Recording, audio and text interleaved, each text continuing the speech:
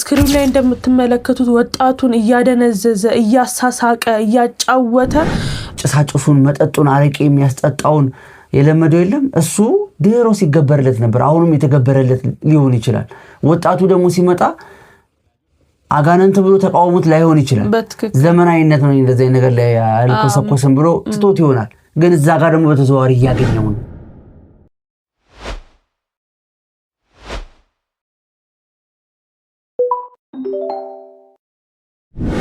በዚህ ሱስ የተጠቁ ሰዎች ከሚገባው በላይ መውሰድ ይጀምራሉ ይህም አተነፋፈሶት ላይ ጉበቶት ላይ እንዲሁም አእምሮ ላይ ጉዳት ያመጣል ልጆትም በዚህ ሱስ ተጠቅቶ እንደሆነ ክትትል ማድረግ ያስፈልጋል ስርዓቷን ይዘው ወንበር ላይ ቁጭ ብላ ፕሮግራሙ የታደመች ነበር ቸኮሌቱን እንደ ጣፋጭ ነው ብላ ተሰጥቷት ስትበላ ራሷን የምታገኘው አልጋ ላይ ነው በመሃል ላይ ነው ራሷን የጨፈረች የምታገኘውና እንግዲህ ወደ መፍትሄው ስንመጣ ከሳይንሱም አንፃር ከመንፈሳዊ ውጊያ አንፃርም ደግሞ ምን ማድረግ አለብን ሰላም በአገር ውስጥም በውጭም ያላችሁ ውድ የዚግዛግ ቤተሰቦች እንደምን ቆያችሁን ብርሃነ ትንሳኤው እንዴት አለፈ እኛ ጋር ጥሩ ነበር እግዚአብሔር ይመስገን እንግዲህ በቲክቶክ መንደሩ ላይ በጣም እየተናፈሰ ያለ ብዙ ትኩረት ያላገኘ ግን ወጣቱን እየቀጠፈና እንዴት ነው ነፍሱን ለመናፍስት እንዲገብር እያደረገ ያለው ጉበታቸውን ኩላሊታቸውን ልባቸውን ሳምባቸውን እያጡ ነው ባጭር ጊዜ ውስጥና ከሳይንሱ አንፃር ምን ይላል ከመናፍስት ውጊያው አንፃር ደግሞ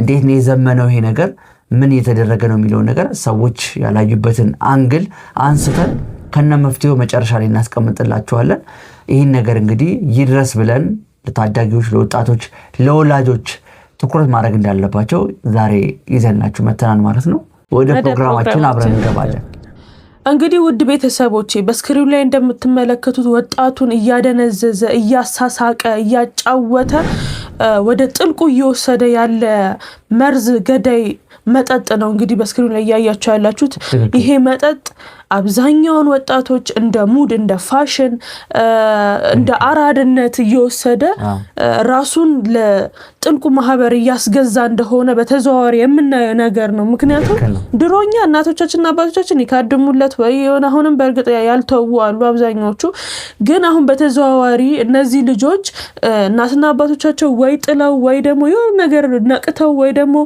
በደፈናው ብቻ ያንን ነገር ጥለው መናፍስቱ ምንድነው ያደረገ ያላችሁ ልጆቻቸውን እየበላባቸው ነው ያሉት በማይታወቅ ነገር ባልነቃ ዘመኑን በዋጀ መልኩ ምንድነው ያደረገ ቀድሞ ሄዶ ወላጆች በማይነቁበት ልጄ በጣም ደህና ነው ያላችሁ ነው እናንተ የምታስቡት መጠጡ እንዴት ነው መሰላችሁ በጣም ያወፍራል የተስማማ ነው የሚያስመስለው በቃ ሰውነታችሁ የተስተካከለ ነው የሚያደርገው ግን ውስጡ ቀፎ ነው በቃ ባዶ ነው የሆነ ታይም ላይ ልጃችሁ ሳታቁት ያመልጣችኋል ከጃችሁና ዲያብሎስ ውስጡ ነው እየሰራ ያለው ዘመኑን በዋጀ መልኩ ማንንም ባልነቃበት ስትራቴጂ መሰረት ዘመኑን መስሎ ዘመኑን ሆኖ እየሰራ ነው ያለውና ወላጆች በደንብ ልጆቻችሁን ልታዩ ልትገነዘቡ የሆነ ነገር ስታዩ ልትነቁ ይገባልና እናንተ የተዋችሁት እናንተ የጣላ ቹት ነገር በተዘዋዋሪ መንገድ ልጆቻችሁን እየበላባችሁ ነውና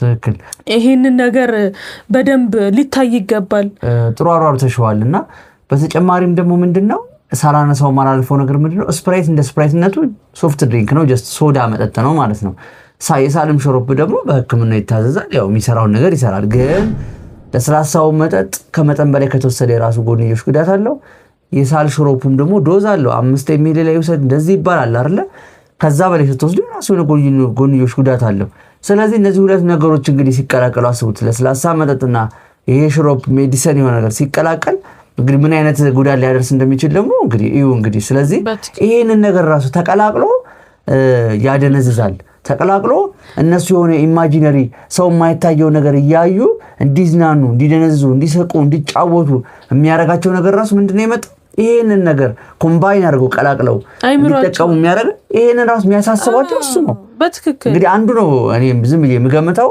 ወይ ማስበው ምንድነው የሆነ ሰው የሆነ ሰዓት አይምሮ ላይ እንደዚህ አይነት ሐሳብ ያመጣበታል ይቀላቀላል ያ ስሜት ይሰማዋል ለአንዱ ይናገራል ከዛ በቃ ከውጮች ኮፒ ነው ቀጥታ የምናደርገው ለምን መጣንልም ቼክ አናደርግም መጠቀም ነውና ሁሉም ነገር መጠን አለው እንግዲህ ስፕራይትን የምናቀው የሆነ ሆዳችንን ሳመን የሎሚ ፍሌቨር ነገር ስላለው ወይ እንጠጣለን ወይ ለዳይጀሽን ነው ብዙ ጊዜ የምንጠጣው በቃ ወይ ደግሞ ማንጠጣም ሰዎች ይኖራለን ሁሉም ነገር መጠንና ገደብ አለው ሲበዛ ማረም ያቀለሸልሻል ይመራል የሚባል ነገር አለና ይሄ ነገር በህክምና አንፃር እስቲ ዶክተሮች ምን ይላሉ የሚለውን አንድ ቪዲዮ ለተመልካቾቻችን ትክክል ነውና እንግዲህ ዶክተሮች ራሱ የራሳቸው ማብራሪያ ሰጥተውበታል ፋርማሲስቶች ዶክተሮች የራሳቸው ማብራሪያ ሰጥተዋል ምን አይነት የጎንዮሽ ጉዳት እንደሚኖረው በአጭር ጊዜ ውስጥ የውስጣችን ኦርጋን ሳምባ ጉበት ኩላሊት ልብ የሚባለው ነገር ላይ ቀጥታ እንደ ዳይሬክት ጉዳት እንደሚያደርስ አብራርተውታል እንግዲህ በስክሪናችን ላይ አንድ ዶክተር እንግዲህ ይሄንን ማብራሪያ ይሰጣል እስቲ የዶክተሩ መልእክት ሰምተን እንመለሳለን አብራችሁን ቆዩ ተማሪዎች በስፕራይት ተቀይዞት የሚሄዱት መድኃኒት ምንድነው? ከቅርብ ጊዜ ወዲህ የሳል ሽሮፖችን ከስፕራይት ጋር በመቀላቀል ይዘው መሄድ የተለመደ ሆኗል። የሳል ሽሮፖች እንደ ኮዲን እና ዴክስትሮሚትሮፓን ያሉ ንጥረ ነገሮችን ይይዛሉ። መጀመሪያ ላይ ለሳል ብቻ፣ ከዛም በየቀኑ እያስፈለጉት ይመጣል። በዚህ ሱስ የተጠቁ ሰዎች ከሚገባው በላይ መውሰድ ይጀምራሉ። ይህም አተነፋፈሶት ላይ፣ ጉበቶት ላይ እንዲሁም አእምሮ ላይ ጉዳት ያመጣል። ልጆትም በዚህ ሱስ ተጠቅቶ እንደሆነ ክትትል ማድረግ ያስፈልጋል። እንግዲህ እንደሰማችሁት በጣም ይገርማል። በሳይንሱ እንኳን ምን እንደሚል እየሰማችሁ ነው አይደል?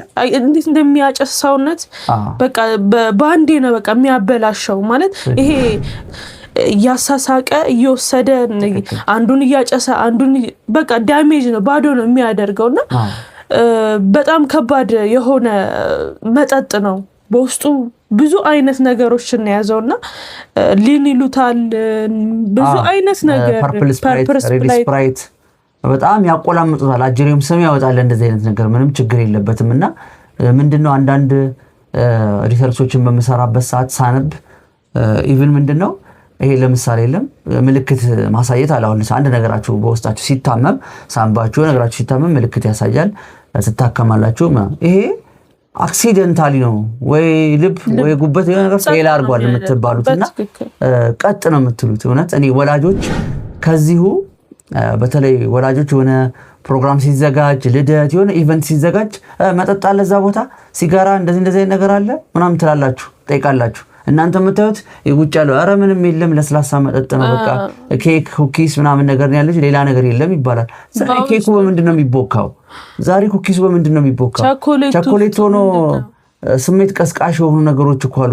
እንደ ቸኮሌት ነው የሚበላው ግን ስርዓቷን ይዘው ወንበር ላይ ቁጭ ብላ ፕሮግራሙ የታደመች ነበር ቸኮሌቱን እንደ ጣፋጭ ነው ብላ ተሰጥቷት ስትበላ ራሷን የምታገኘው አልጋ ላይ ነው በመሃል ላይ ነው ራሷን የጨፈረች የምታገኘውና እንደዚህ ነገሮች ስላሉ አሁን እንደምታስቡት አይደለም ዘመኑን ዋጅቷል በደም ረቋል ማለት መናፍስቱ እንደ ሰው ባህሪና እንትን አይቶ ምንድነው ያረጋ ያለው አሁን እንደማይገብርለት ምንም አይነት ወጣቱ እንቅስቃሴ እንደማያረግለት ሲያቅ ምንድነው ያረጋ ያለው ዘመኑን እያዋጀ በምግብ ውስጥ በኬክ ውስጥ ይሄ ዘመን ያመጣው ነገር ማቴሪያል እየተጠቀመ በማስነቃ መልኩ እየሄደ ነው ያለው እናንተ ግን አሁን እናንተ ዘመኑን ይሄ የመጨረሻው ዘመን ምናምን ሲባል የምትጠብቁት እሳት ማውረድ ወይ የሆነ መብረቅ ማውረድ ምናምን አይደለም ይሄ ሊሆን ይችላል ልጆቻችንን እየተነጠቅን ልጆቻችን እየተበሉ የአውሬው ግብር እየሆኑ በራሳቸው በማስመሰል የራሳቸው ፈቃድ በማስመሰል የራሳቸውን ሐሳብ በማስመሰል ዲያብሎስ እያስገዛቸው በራሳቸው ፈቃድ ነፃ ፈቃዳቸውን እያስጠቀመ በራሳቸው ፈቃድ እየተጠቀመባቸው ነው ያለው ዘመኑን መስሎ ተኩላው እንደዛ ነው እየሰራ ያለውና ነገሮችን በሶሻል ሚዲያ ላይ አይተው እንዳያገናዝቡ ሞክሮ አደፋፍረው ወደ ጉዳዩ መክተት ከገቡ በኋላ ደግሞ ሞጫውን በቃ ዙሪያውን ገደል አድርጎ ማስጨነቅና ይሄ ነገር ከመምጣቱ በፊት ማለት ብዙ በማዛዣ የሚሸጡ አንድ ሰው ሰርጀሪ ተሰርቶ ከወጣ በኋላ የሚወስዳቸው ፔንኪለሮች አሉ እነሱ ነበር የሚጠቀሙት እንግዲህ ስሙን ምን ጠራ እዚህ ጋር ተስፋ እያስቆረጠ እኮ ነው በቃ ያስደነዘዛል ነውና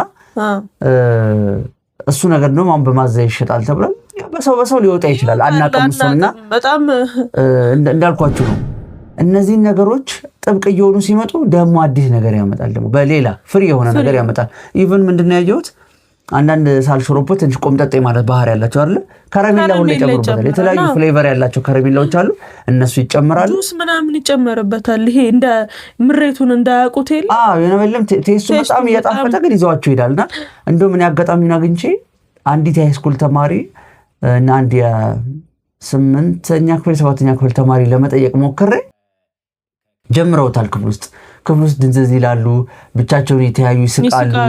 እንደገና ደግሞ በተለይ 8ኛ ክፍል ላይ ምንድነው የገጠመው ሰምቼ የገረመኝ ጆሊ ጁስ ታውቃላችሁ መቼም ሳይጠጣ ያደገ የለም ያስባለሁ። በታች ነው ያየሁት በጣም ሕፃን ልጅ በእግዚአብሔር እኔ በጣም የደነገጥኩትኝ በእውነት እንግዲህ ምን ያህል እያሳሳቀ እንደሆነ እንግዲህ ጆሊ ጁስ እያለ ነው የሚያላምደው በትንሽ በጆሊ ጁስ ይጀምራል ያለ እና ጆሊ ጁስ እንዴት ነው ያደረጉት የነበረው ሳይ ይሄ ዊድ እንደምሄ ዱቄቱ እንደሚነፋው ነገር ይል ድሮ ምንድን ነበር የምናደርገው ወይ ተበጥጦ በሆነ ሊትር ውሃ በጥጦ ትለው ኢንስትራክሽን አለው በሱ ይበጣበጣል። ካልሆነ ምንድነው ተደብቀን እንልሰዋለን ምላሳችን ከንፈራችን ያንን ይጠቁራል ወይ ያንን ኦሬንጅ ከለር ይዛል ምናምን ነው። አሁን ምንድነው የተደረገ ያለው በጣም የገረመኝ ነገር ጆሊ ጁሱን ወረቀት ላይ በትኑታል ወይ ጆሊ ጁስ ውስጥ እንዳለ በስክሪፕቶ ቀፎ ይነፉታል ቀሰም በያው እና በሱ አድርገው ወደ ውስጥ እንዴ መሳብ ነው የሚሰሩ ስራና እንዴት ሽሮ መቃም ማለት እኮ ነው። ትንቢል እኮ ጭጭ ነው የሚያደርገውና ስጠይቀው ምንድነው ያለው ያው በቃ እንደሱ ሲሆናል ልማድ ይሆናል ከመጠጣት ይልቅ ቶሎ ኢየሱስ ይሆናል አለና አያችሁ ሲጋራዋን መጀመሪያ መስመር እንደሚያዝዛት ቤዝ እንደሚያዝዛት መጀመሪያ በዚህ ከዛ ለምንድነው ታዲያ ብዙ ልጆች የማይዳፈሩት ይጠቀማሉ አልከኝ ግን ይፈራሉ አልከኝ ስለው ምንድነው ያለ ትንታውን ፈርቶ ነው ሆስፒታልም አይደረስም በጣው ጸጥ ነው በተንፈሻ አካል ውስጥ ይገባል ጸጥ ነው ያደርገው ትንታው ይገለናል ብሎ ነው የሚያስቡት እንጂ ኢየሱስ ምናምን አያሳስባቸው ማለት ነው። አያችሁ እንዴት ነው የሚጀምረው ይሄ ነገር ያየሁትኝ እኔ በጣም ትንሽ ልጅና ያዛው በጣም ነው ያሳዘነኝ እንዴት እያሳሳቀ እንደሚያለማምድ ጨዋታ ነው የሚመስለው። በዛ ላይ ደግሞ ይጣፍጣል እየጣፈጠ የሚገባ ነገር ያው ታውቁታላችሁ ምክንያቱም ለምን እንደው ታውቃላችሁ ሲጋራ ሲባል ጣት ላይ ምልክት ያወጣል ከንፈር ላይ ምልክት ያወጣል ጠረን ይቀይራል ቤተሰብን እያረክ ነው ልጅ ይላል ቼክ ያደርጋል። ይሄ ነገር ግን ቤተሰብ መሀል ላይ ያንን ጆሊ ጁስ ይዞ ቢገባ ያንን ሃይላንድ ይዞ ቢገባ ቤተሰብ ምንም ፍሌቨር እየጠጣ ነው ብሎ በጣም የማያስተውል ቤተሰብ ከሆነ ዝም ነው የሚለው። ብዙ ጊዜ ደግሞ ቤተሰቦች ትሸወዳላችሁ። ልጅ ሜንታ ቤት ውስጥ ገብቶ ላፕቶፑን ከፍቶ ጸጥ ካለ ከተሰበሰበ በቃ ቤት ውስጥ ጨዋ ነው ልጃችሁን በፍጹም አታውቁትም። ለምዶ ታውቃላችሁ ልጅ በሚውልበት አዋቂ አይውልም እናትና አባት አይውልም። እነሱ ትምህርት ቤት ሄደው ምን አይነት ዓለም ይዘው እንደሚመጡ ምን አይነት ስነ ምግባር ምን አይነት ልማዶች ዓለም ስልካቸው ላይ ናት። በዓለም የትኛውንም ቦታ ገብተው ማየት ይችላሉ። አሁን ላይ ዘመኑን የዋጀ በሽታ ነው የመጣው። ጭንቅላታቸውን ብሩ ያደርግና ጭንቅላታቸውን የነቁ ያደርጋቸውና ለራሱ ለቴክኖሎጂ በተመቸ መልኩ ይነጥቃቸዋል። የሱ ተገዢ ያደርጋቸዋል። ትምህርታቸው ይልቅ አይምሮአቸው ክፍት የሚሆነው ምክንያቱም እሱ በፈለገው ያሳድጋቸውና በቃ ይሄንን ነገር ያላደረገ ከዛ ግሩፕ ውስጥ ፋራ ነው አያውቅም ነው የሚባለው ይገለላል። እንደዛ ነው። ከዛ ምን ይሆናል ያ ልጅ ፋራ የተባለው ከነሱ እኩል ለመሆን ያን ነገር በድፍረት ያደርገዋል ለመመሳሰል እየተባለ ለሙድ እየተባለ ከዛ ይሄ ዩሊንታም ይባላል። አንዳንዴ እኔ በራሴ ማለት ነው ዩሊንታ የሚባል በሽታ ወይ ደግሞ መንፈስ ወሉ በቃ ዩሊንታ ከመጠን በላይ ከሆነ ውስጣችሁ መንፈስ አለ ብዬ ነው እኔ የምደመድመው። ምክንያቱም መጠን አለው ከዛ በላይ ግን የሚገላችሁ ነገር ሁሉ አደፋፍሮ ይከታቸዋል ማለት ነው። እዛ ሁሉ እናንተም አገዱ ናችሁ ለሱ ማለት ነው። ይሄ ነገር አለና እንግዲህ ሳይንሱም የጎንዮሽ ጉዳት አለው ይላል። ግን እኔ ምንድነው ማስበው ፋርማሲስቱም ዶክተሩም ወላጅም በቃ ይሄን ነገር ላይ ትኩረት ማድረግ የመንግስት አካላትም ይሄን ነገር ትኩረት በሰጡት ጥሩ ነው። ምክንያቱም ምንድነው የሚባለው ታዳጊው እኮ ነው አይደል የተካሚ ሄዶ ከስር ታዳጊው ከስር ካለቀ እኮ በቃ አለቀ። የጀዘበ ትውልድ ከሆነ ያደገ ያለው ነገ ማንም ራና ያደረገው ሁሉ ነገር ምንድነው መሰለህ አሁን ብዙ ጊዜ የምታያቸው ልጆች ምናምን በጣም በለጋነታቸው እየተቀጡ ነው እና ይሄ እያሳሳቀ የሚወስድ ነገር ስለሆነ ጥንቃቄ በደንብ ማድረግ አለብን። ይሄ ዝም ብለን ቸል ብለን ልናልፈው የማይገባ ጉዳይ ስለሆነ ነው።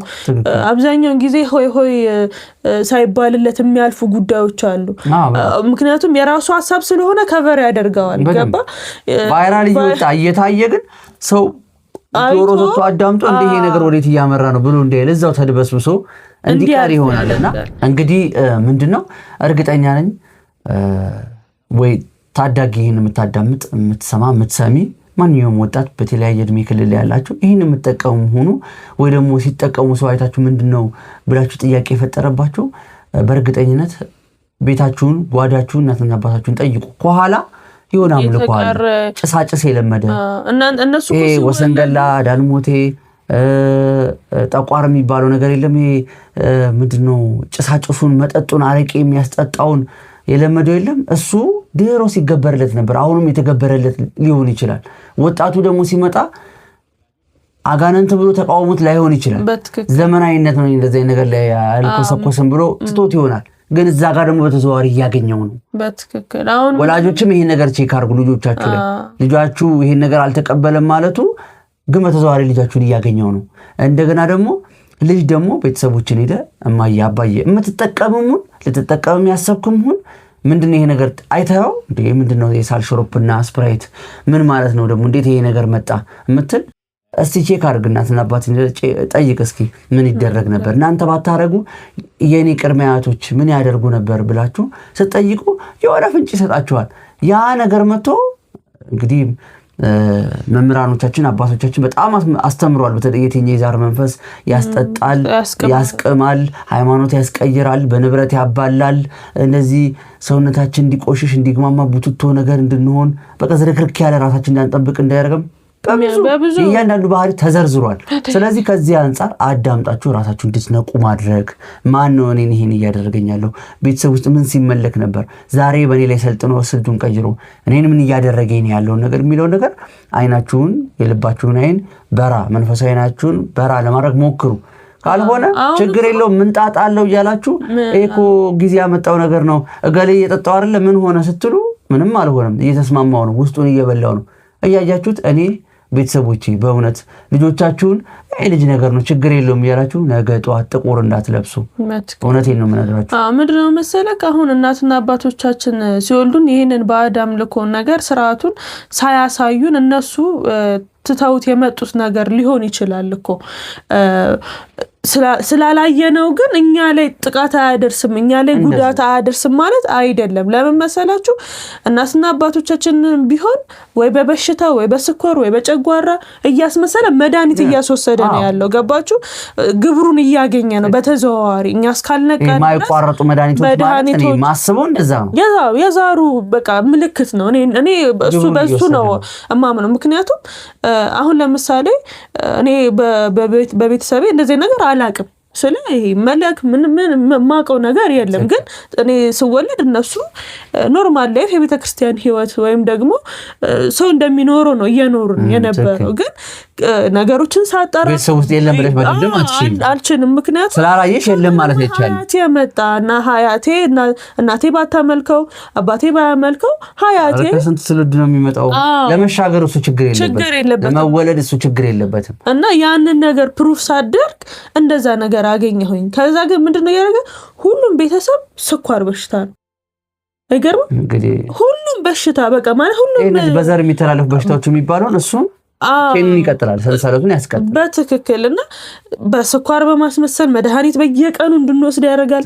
ለምን እዚህ ጋር ጭሳጭሱ የለም ረኮቦቱ የለም የሚመለከው ነገር ያደርጉልን ነገር ስለሌለ በዘመናዊ መንገድ ነው የሚወስደው። በትክክል ከዛ ምን ያደርጋል ልጅን ምን ያደርጋል አጫሽ ቃሚ ጠጪ እያደረገ ግብሩን በዛ እየወሰደ ነው ያለው። እኛ የሚመስለን ኦኬ ይሄ ለብሰን እንደዛ እስካልሆን ድረስ ምንም ያ ብቻ ሳይሆን ምን እንደሆነ ታውቃላችሁ? ግን እናንተ መድኃኒት ያሰጣል ልጆችን ሱሰኛ ያደርጋል። ልጆችን ሱሰኛ የሚያደርግበት ምክንያት ራሱ ምንድነው?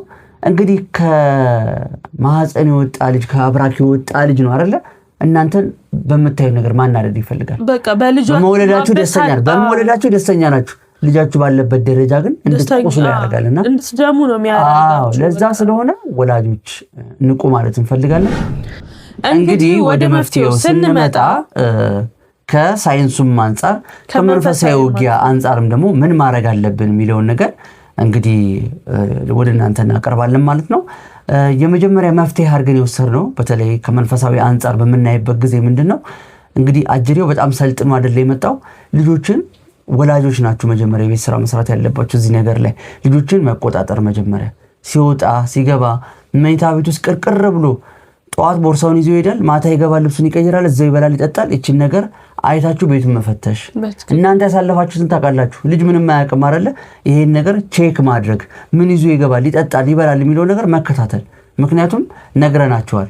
ስፕራይት ሃይላንድ ውስጥ ቀይ ሮዝ ወይም ደግሞ ቀይ የመሰለ ነገር ነው ፐርፕል ስፕራይት ይባላል ወይም ሊን ይባላል። ይሄን ነገር ቼክ ማድረግ፣ ይዞ ሲገባ ልጅ ምን እየጠጣህ ነው፣ ምን እያደረክ ነው ብሎ ማለት። ይሄ ዱላና ጉልበት አለመጠቀም። ዱላና ጉልበት ማለት ቤት ከለከላችሁት ውጭ ጣጣውን ጨርሶ ይመጣል ማለት ነው። እንደገና ደግሞ ቼክ የምታደርጉበት በምንድን ነው? እንደ መፍትሄ ፍዘት ካለ ድንዝዜ ማለት፣ ለመተንፈስ መቸገር፣ ካልጋ ለመውረድ መቸገር፣ ስትጠይቁት የሚመልሰው መልስ የለም፣ ቀስ ያለ ሙዝዝ ያለ ነገር የለም፣ በማል እንደ መባን እንደ መሳቅ፣ በቁም ነገር ላይ በምኑም ላይ ዝም ብሎ መሳቅ መዝናናት። እነሱ የሚታያቸው ነገር ስላለ ነው። የራሳቸው ኢማጂነሪ የሚስልባቸው ነገር ስላለ ነው። ለነሱ ኖርማል መስሎ ስለሚታያቸው ነው። ለመተንፈስ መቸገር ካለ፣ አይናቸውን ለመግለጥ ድንዝዜ ማለት የለም፣ በቃ ቁጭ ባሉበት እንቅልፍ የመውሰድ ጅዝብ ማለት ነገር ካለ ልጄ ምን እየሆነ ነው ብላችሁ ይሄን ነገር ማየት፣ ጸበል ማስጠመቅ፣ ቅዳሴ አብራችሁ መግባት። ሂድ ቅዳሴ ግባ ካላችሁት እንዴ አንተ ብቻ ችግር አለብህ አይነት ነገር አብረን እንሂድ ማለት፣ ህብረት መፍጠር፣ አብረን እንሂድ ማለት። ልጆቻችሁ ላይ በዚህ መልኩ የቤት ስራ ማሰራት። ከዛ ደግሞ እንግዲህ ለንስሐ የደረሰ እድሜ ላይ ካለ ደግሞ ልጁ እንግዲህ ከ12 ዓመት 11 10 ከሆኑ እንግዲህ ንስሐ የለም አይደለ? ቁርባን እንዲቆሩ እንዲያከታትሉ ማድረግ። ከዛ በላይ ከሆኑ ደግሞ ንስሐ አባት ይዘው ደግሞ ቅዱስ ቁርባን እንዲቀበሉ ማድረግ። በዚህ ሰዓት እንዲህ ቅዱስ ቁርባን እንግዲህ በጣም ባህሪን ይገራል፣ ከብዙ ነገር ያስተካክላል፣ አእምሮን ይከፍታል፣ ልቦናን ይከፍታልና ብዙ ነገር ያስተካክላል። ያን ማድረግ፣ ጸሎት ማድረግ፣ ልጆቻችሁን በጸሎት ማሰብ አይደለ? ልጅ አብሮ ለጸሎት እንዲቆም ማድረግ። ና አብረን ቁም፣ ና አብረን ጸልይ፣ ና አብረን እንስገድ ማለት። ይሄን ነገር ብታረጉ ጸበሉ፣ ጸሎቱ፣ ቅዳሴው፣ ቅዱስ ቁርባኑ በደንብ በቃ የስር ነቀል ለውጥ የሚያመጣ ነገር ነው። ልጁ ከደነዘዘበት ነገር እንዴ ምን እያረኩ ነበር እስከዛሬ ብሎ እንዲነቃ የሚያረጋው ነገር ነው። እንግዲህ ይሄን ይመስል ከመንፈሳዊ አንፃር እስቲ እንግዲህ ሳይንሱ ደግሞ ምን ይላል ትያለሽ? ትንሽ መንፈሳዊ ላይ ልጨምርበትና ወደ ሳይንሱ እንገባለንና እኔ አሁን በመንፈሳዊ እይታ ስናየው አንድ ወላጅ ለልጁ ምን ማድረግ አለበት? ስላበላ፣ ስላጠጣ፣ ስላለበሰ፣ ዩኒፎርም ስለገዛ ይሄ ግዴታው ነው፣ የአንድ ወላጅ ግዴታው ነው። ምክንያቱም መጽሐፍ ቅዱስ ላይም ልታኖረው የማትፈልገውን ነገር ወደዚህ ምድር አታምጣ ይላልና ወደ ቤት አታምጣ ነው እና እኛ ይሄ ኃላፊነት ይሄ ግዴታችን ነው። ልጃችንን በስነ ምግባር አንጾ የማሳደግ የኛ ግዴታ ነው። በቃ እንደ ግዴታና እንደ ኃላፊነት ነው የተሰጠን ከእግዚአብሔርና ልጆቻችንን በመናሳደግበት ሰዓት የኛን ባህሪ ሆኖ ያው ምን ልጅ የእናትን ባህሪ ሆኖ ነው የሚወርሰው ይባላልና የኛን ባህሪ ለብሰው እንዳይወለዱ እኛ ሳለፍናቸው ላይፎች እንዳይኖሩ ልጆቻችን እኛ ተቀይረን እኛ ወላጆች ራሳችን ላይ ቤት ስራ ሰርተን ራሳችን ወደ መንፈሳዊ ነገር መተን ልጆቻችን ያንን አደገኛ ነገር በሚጠቀሙበት ሰዓት ከዱላና ከስድብ ይሄ ራሳቸውን እንዲጠሉ ጭንቅላታቸውን የሚነካ ዲያብሎስ በዛ ውስጥ ስለሚሰራ አፍ ላይ ሆኖ ስለሚያሟርት ልጆቻችንን በራሳችን አፍ እንገላቸዋለን እና ልጆቻችሁን በደንብ ማዳመጥ ይገባቸዋል። እሺ ትኩረት ስጧቸው፣ እንዲያወሩ ነፃነት ስጧቸው፣ የሚፈልጉትን ነገር በነፃነት እንዲጠይቁ አድርጓቸው።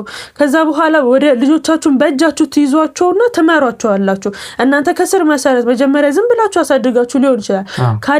ካደጉ በኋላ ግን ለማስተካከል ትንሽ ይከብዳል። እግዚአብሔር ረድቶን ወደ መስመሩ እስክናስገባቸው ድረስና ወደ ጸበሉ ወደ ቅዱስ ቁርባኑ ለማቅረብ ወላጆች ምን ማድረግ አለባችሁ? ልጆቻችሁን በደንብ ማየት ይገባችኋል። ማየት ስላችሁ ይሄ እይታውን አይደለም፣ ምንድነው ልጄ የሚለውን ነገር መረዳት አለባችሁ። ምን እያደረገ ነው?